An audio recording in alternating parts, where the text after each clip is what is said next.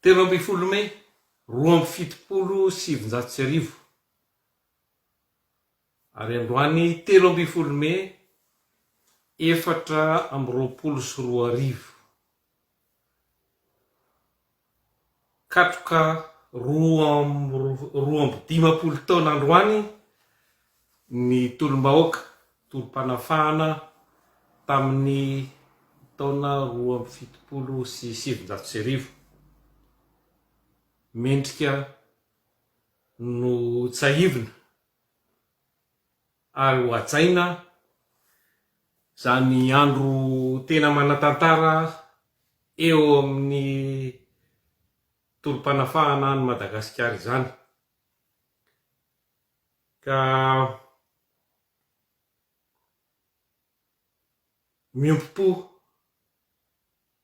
miompon-tsaina mahatsiaro ireo mahery fo razantsika ankehitriny zay namono ny ainy ho an'ny fahafahantsika tamin'ny 2017. Zay monina karazantsika androany fa ny tolona dia nanomboka ny fanjanahantany tamin'ny 9/7/20 no efa nanomboka ny tolom-panafahana. Nandalo tamin'ny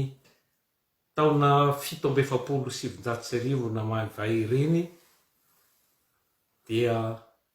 zao fahatsiarovana ny 2017 izao indray. Ny tolona dia ady amanaina isanandro satria ny fahafahana dia tsy maimaim-pona satria satry ny olona isika ho eo ambanin'ny vahony, ho andevony, ho ataony amin'izay itiavana azy sy ho ararotiny arak'izay vitany. Ka tsy mikely soroka ireo mpamono fahafahana, ireo fahavalo-pirenena dia ampanjana tany izany, fa izay no antony ilazako hoe tolona isanandro zany tolona ho an'ny fahafahana, ny fitakiana ary ny fiarovana izany fahafahana sy fiandrianam-pirenena izany. Ka 20 taona ty aoriana dia mazava fa mbola lavitra ny tena fahafahan'i Madagasikara, lavitra ny tena fahafahana ny vahoaka malagasy. Ka alahery ry vahoaka malagasy, aza mora kivikivy foana isika, aza kivikivy foana ary tsy andrara kilombindo fa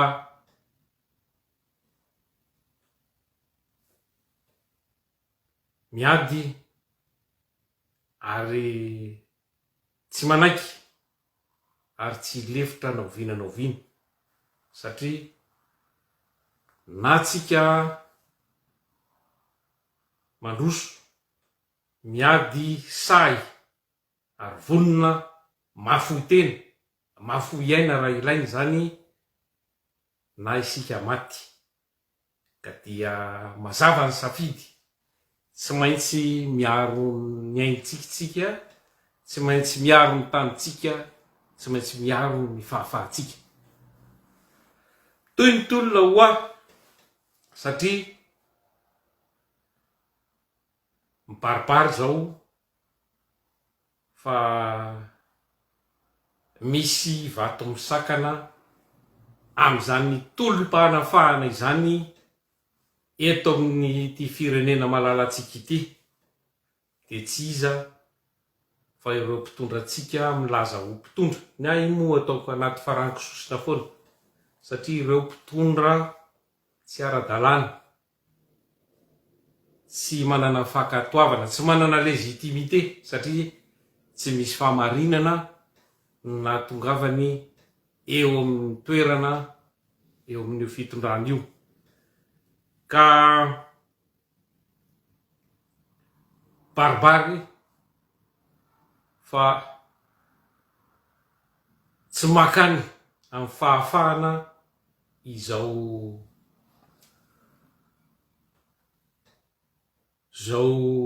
lalana izorany zao milaza azy ho fitondrana eto Madagasikara izao. Samy tsisy nanatrika izany hoe tolona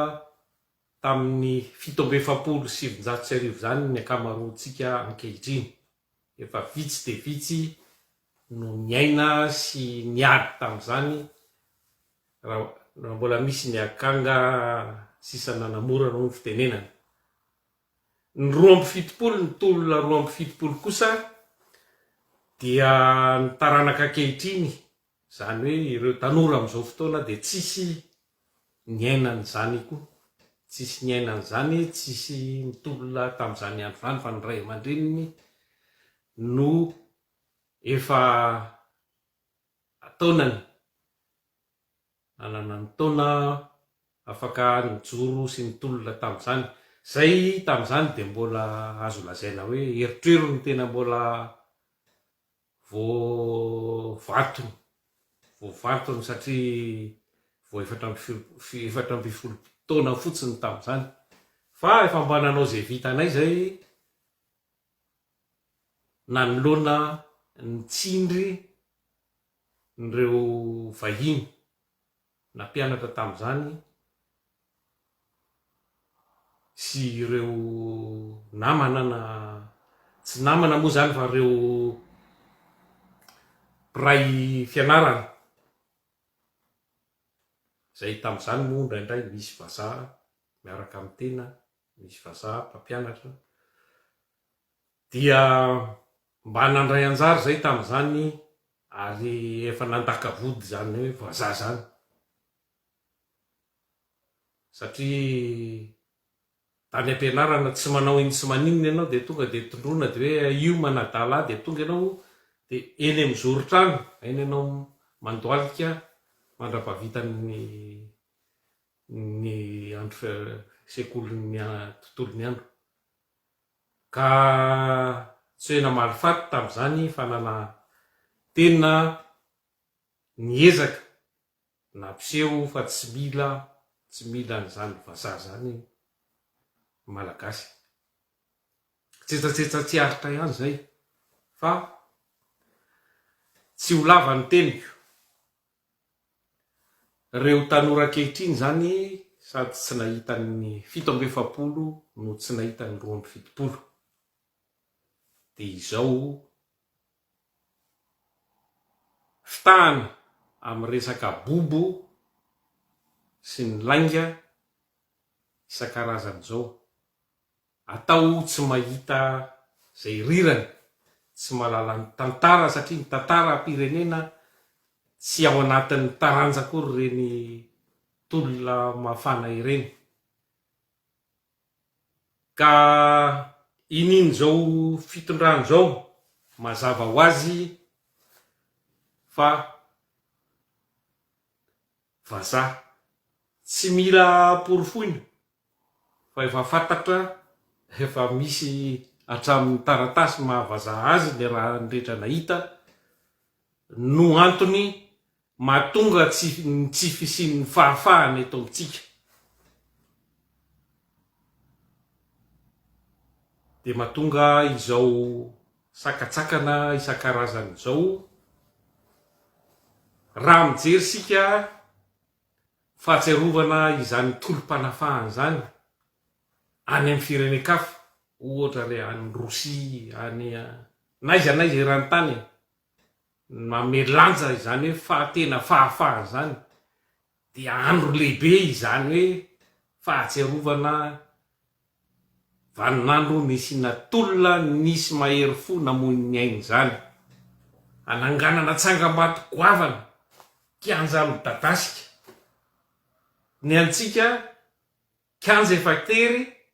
mbola mifefena ndraiky io ary navadika zaonina rozy na faritra mena tsy azo itsahana. Lay fahafahana mihitsy zany no vonona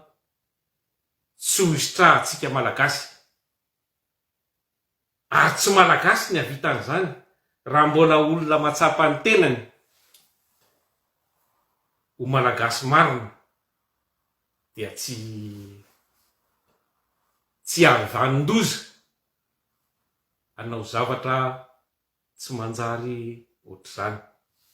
Ka ny zavatra antitrateriko androany dia hiady isika, hitolona isika amerenany indray izay fahafahany zay, tena sarobidy de sarobidy tokoa, satria rehefa tsy misy ny fahafahana dia naman'ny akoho mifatotra, naman'ny omby mifatotra isika, na ireo milaza ho vazaha mitondra antsika ireo ara bakeo ny drala fotsiny hoe à gauche de à gauche, à droite de à droite. Hoan'ny teleferika de mihinana teleferika na anapozina ny firenena sy ny vahoaka ary. Ka ahafahantsika ho tonga am'izay tena fahafahana izay dia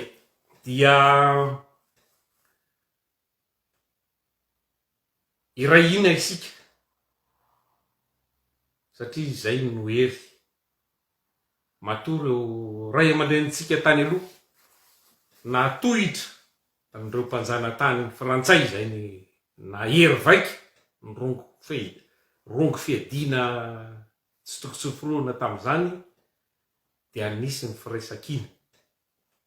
ka tsy maintsy mirahina isika, satria am'izao fotoan'izao dia tia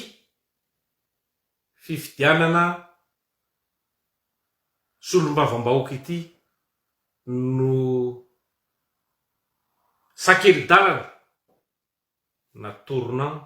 ny tantaran'ny firenena malagasy. Raha mbola etotsika no manao atandrevaka misaratsaraka ary tsy mirahiny manoloana an'ireo fahavalo-pirenena zay nandroba nakambiletra ny fitondrana am'izao fotoan'ireo dia velomatreo raha fahafahana, de ho andevo mandrakizay isika, satria rehefa tsy misy ny fahafahana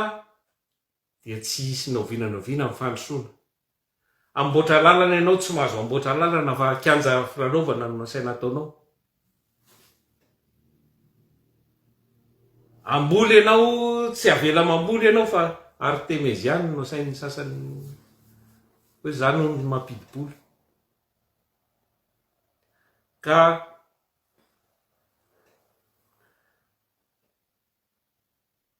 efa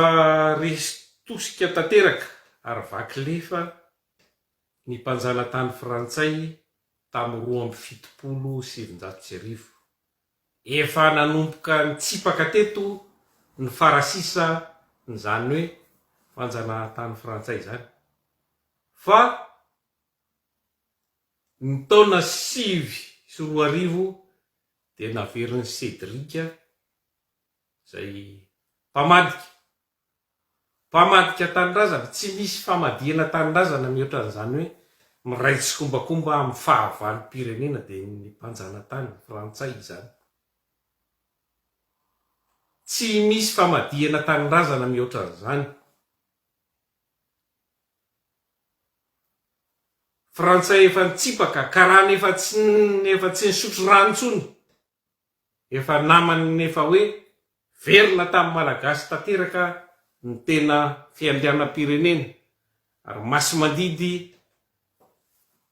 eto amin'ny tany ny malagasy dia namidiny Ngia Cedrika zay nanakalo ny zo maha-malagasy azy amina zo frantsay. Zany hoe tombontso frantsay zany no lehibe indrindra aminy, fa ny vahoaka malagasy dia nataony tohatra fiakarana sy fitaovana fotsiny ihany. Ka tiako tenenina dia amin'izao fifidianana izao dia tokony irahiny isika, misy ny vovonana firaisakiny, misy ireo kandida amin'ny firaisakiny, satria mba hahafahantsika maka ny fahefana, zany hoe ny tena fahefana marina amerenantsika izay fahafahana izay, zany hoe hofoanana ny mahafaritra mena, ny faritra Analakely, indrindra ny Kianja Trezime. Io de tokony hananganana tsangam-bato goavana de goavana ho azony rehetra tsidihana, ho azony rehetra anaovana fietsiketsehana na iza na iza rehefa mbola hoe tia an'izany Madagasikara izany, fa tsy ho fefifefena tahaka izao faritra menatsy ary zaridainy botanika nefa toerana fanehoan-kevitra ary fanaovana fitakiny, fanaovana hitsi-bahoaka. Ka izany tena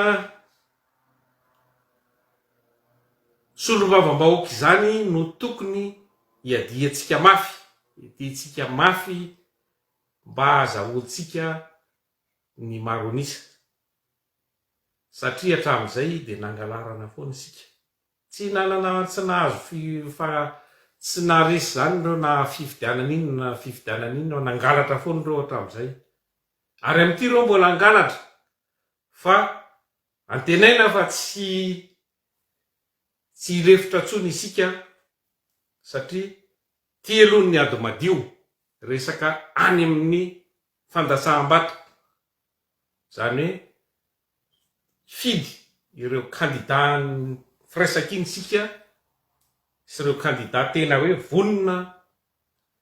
anasoa amin'ny Madagasikara, ahafahantsika mandray ny fahefana, zay le ady madio, ary tsy maintsy arovana ny valin'izay fifidianana zay. Ary rehefa ho avy ny fotoana ananantsika pirofo fa mbola manao hitsintalan'ny ririnina indray reo, dia efa gidraka rotaka, tsy misy hafany tamin'ny 2017 no zay ihany ny lalana anliantsika an'ireo teo, satria gidragidra ny diran'ireo, gidragidra koa ny tsy maintsy ialan'ireo. Rehefa tsy hanaja ny fahamarinana, tsy hanaja ny demokrasia, zany hoe hanitsakitsaka ny lalam-panorenana sy hanazimbazimba ny vahoaka malagasy, dia azoantsika ny mirotaka, mirahina, mitaky, manohitra amin'ny herintsika rehetra, na inona na isy inona na isy inona, na tafondro hipoaka na tsy fantatra tsony, fa raha zay no vidin'ny fahafahana. Ka dia amin'izao alatsinainy 17 ny volana May 2024 izao, dia manangy antsika rehetra hitafy sy hisikina ny herim-po sy herin-tsaina nananan'ireo ray aman-dreny, zokintsika, razantsika, hiadintsika ho an'izay tena fahafahantsika izay, ampy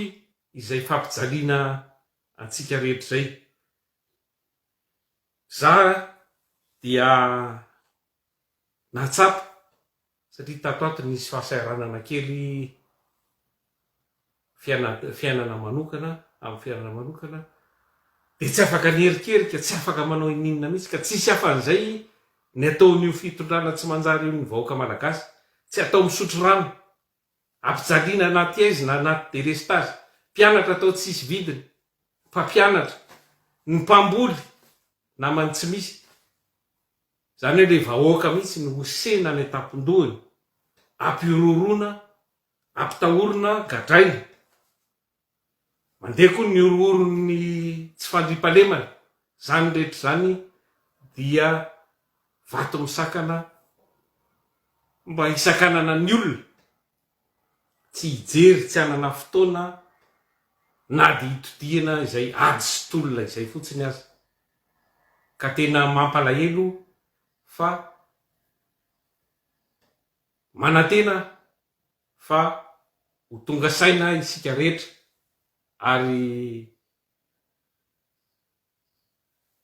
mino fa ho tafita ny tolona satria tsika dia tsy hanaiky ho hitsahana mandrakizay tahak'izao fa tsy maintsy hiady ho an'ny fahafahana, anohy ary amelomaso ny tolona efa natomboky ireo razambentsika mba tsy ho verivery foana raraka tany ny rahan'izy ireny. Ka dia maheriza tompoky lahy sy ny tompoky vavy, manao rodobe sika rehetra mandeha mifidy ary fidio, mandeha mifidy andron'ny fampielezan-kevitra moa zao, tsy miala amin'ny kandidan'ny vondrona firaisan-kiny isika, azahoantsika ny tena fahefana satria rehefa azotsika amin'ny fahefana de isika no anangana ny fitondrana zay hitondra Madagasikara ho any amin'ny tena fahafahana, ho any amin'ny tena demokrasia ary ho any amin'ny tena fahamarinana, tany tandalana marina zay manaja ny zo maha-olombelona sy ny asan'ny malagasy ary mametraka ny toerantsika ambony eo amin'izao tontolo zao zay efa tena latsaka ambany de ambany ankehitriny, gisitra gida amin'ny faran'izay gidany. Ka dia toy ny tolona ary tsy maintsy mandresy ny tolona 13 mai averintsika ary toizantsika hatramin'ny farany mandra-pahafaky Madagasikara, hoela velona